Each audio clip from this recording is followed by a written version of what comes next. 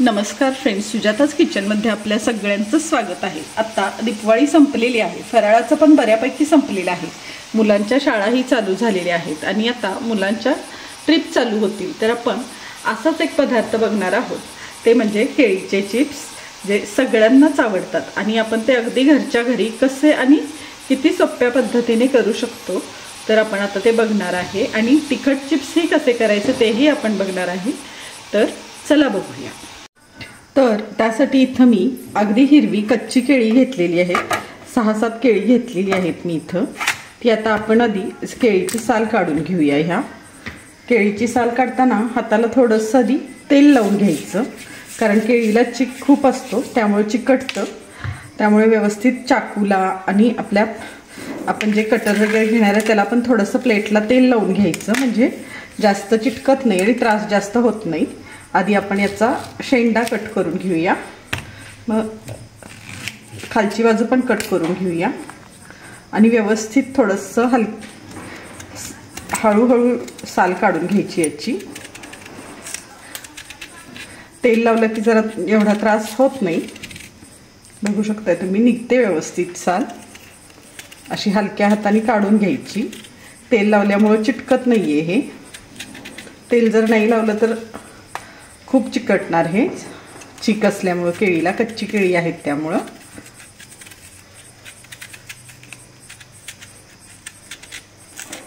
अशा झिगझॅगच्या सुरीने पटकन निघते साल, बघू शकताय तुम्ही। खूप असा त्रास नाही होत। मी ही आपली साधी केळी घेतलेली आहेत, देशी मिळाली तरी तुम्ही देशी पण वापरू शकता।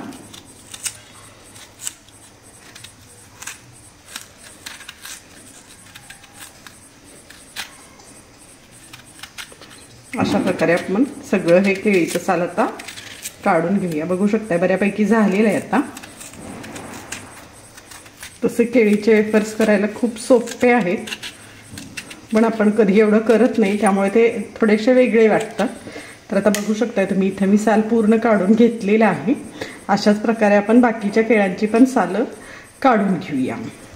तर आता तुम्ही बघू शकता, इथं मी सगळ्या केळांचे साल काढून ही केळं पाण्यात टाकलेली आहेत। पाण्यात थोडंसं मीठ टाकलेलं आहे, कारण काळी पडतात केळी लगेच, त्यामुळे थोडंसं पाण्यात मीठ टाकून ही ठेवलेली आहेत। तुम्ही एक एक केळाचं साल काढून एक एक केळ केलं तरी चालतं, पण मी सगळी केळी इथं साल काढून घेतलेली आहेत, त्यामुळे ही पाण्यात ठेवलेली आहेत। आता आपण वेफर्स करताना असं केळ घेऊन ते थोडंसं कोरड्या कपड्याने व्यवस्थित कोरडं करून घ्यायचं आणि मग त्याचे वेफर्स पाडायचे। तर आता आपण याचे वेफर्स पाडून घेऊया। इथं मी वेफर्सच्या खिसणीला थोडंसं तेल लावलेलं आहे दोन्ही बाजूनी, आणि आता आपण याचे वेफर्स पाडूया। वेफर्स पाडताना थोडंसं केळी अशी एका बाजूनी तिरकी कट करायची, म्हणजे वेफर्स असे छान पडतात आणि थोडेसे मोठे पडतात। आता आपण हे वेफर्स पाडून घेऊया।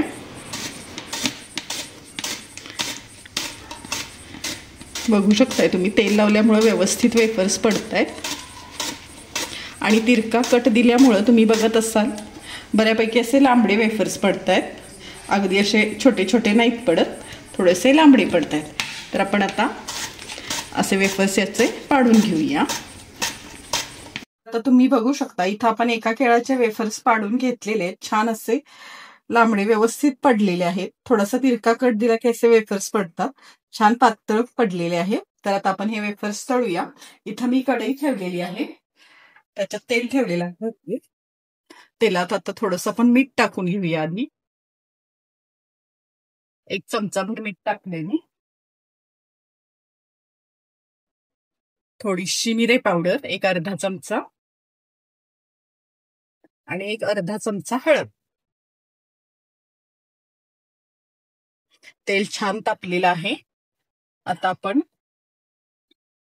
हे वेफर्स याच्यात एक एक करून सोडायचे, असे अगदी सगळं एकत्र असं नाही सोडायचे, असे एक एकच सोडायचे, म्हणजे ते निघताना पण तसेच छान निघतात, एक एकच सेपरेट सेपरेट सुट्टे सुट्टे असे।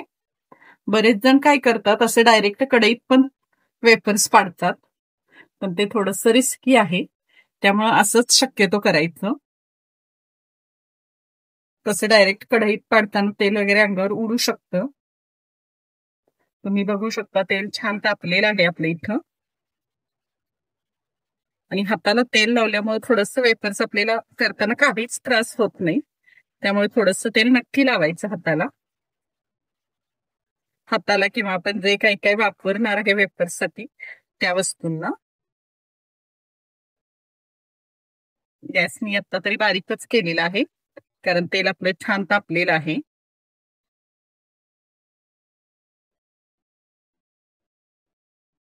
बऱ्यापैकी आता वेफर्स तोडलेत मी आता.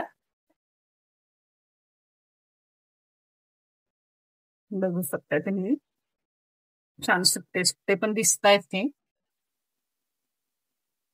अगदी मीडियम गॅसवर ते छान असे क्रिस्पी होऊपर्यंत तळून घ्यायचे.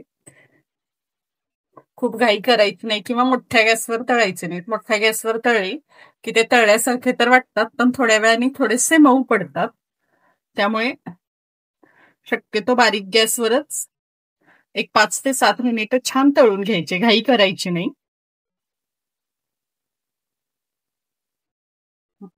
तर आता तुम्ही बघू शकता इथं मीडियम गॅसवर आपण वेफर्स तळतोय.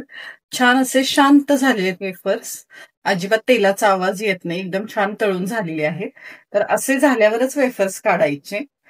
तळलेले वेफर्स लगेच लक्षात येतात. बघू शकता तुम्ही आवाज असा छान येतो एकदम. आता हे वेफर्स आपण काढून घेऊया आणि बाकीचे पण वेफर्स अशाच प्रकारे तळून घेऊया.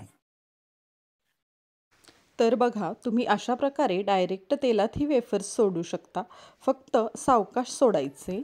आता मी इथं तिखट वेफर्स करते. त्याच्यासाठी मी एक केळ इथं मधून कट करून घेतले आणि वेफर्स असे उभे पाडून घेतलेत आणि ते छान असे सोनेरी रंगावर अगदी कुरकुरीत तळून घेतलेले आहेत.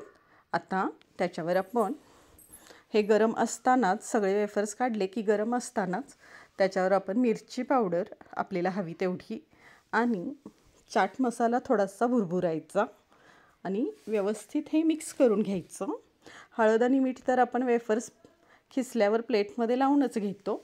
फक्त चाट मसाला आणि लाल तिखट थोडंसं लावून घ्यायचं व्यवस्थित आणि छान मिक्स करायचं. आपण तेलात जे हळद मीठ टाकले ते तुम्हाला जर वेफर्सला लागत नाही असं वाटलं किंवा जर तसं तुम्हाला टाकायचं नसेल तर तुम्ही असं जेव्हा काप करून घेता केळाचे त्याच्यावर डायरेक्ट जरी ते हळद आणि मीठ असं तुम्ही लावून घेतलं तरीही चालतं. हेही छान होतं. बरेच जण काय करतात पाण्यात हळद आणि मीठ मिक्स करून त्याच्यात हे वेफर्स ठेवतात आणि मग ते तेलात सोडतात. पण ते तसं करताना ते खूप तडतडतं आणि अंगावर उडतं. त्याच्यापेक्षा हे सोपं पडतं. मीठ टाकल्यामुळे केळीचे वेफर्स हाताला पण चिटकत नाही. बघू शकता तुम्ही छान असं मीठ आणि हळद आपण इथं लावून घेतलेली आहे. तुम्हाला पाहिजे तशी तुम्ही लावून घेऊ शकता हळद वगैरे. तेलात जर तुम्हाला वाटतंय लागत नाही तर असं तुम्ही करू शकता. आता आपण हे पण वेफर्स सोडून बघूया.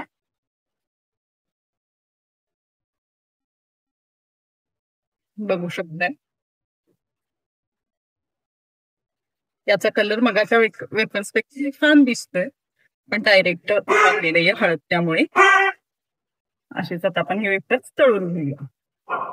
तर फ्रेंड्स तुम्ही बघितलेलंच आहे आपण फक्त केळीपासून इतके सुंदर केळीचे चिप्स इथं बनवलेले आहेत. अजिबात काही त्रास जास्त होत नाही. अगदी कमी साहित्यात आणि कमी कष्टात हे केळीचे वेफर्स होतात. तेही खूप सुंदर आणि चविष्ट होतात. केळी थोडीशी मोठी चिरली तर ते सॉफ्टही पडत नाहीत, छान होतात आणि बरेच दिवस राहतातही.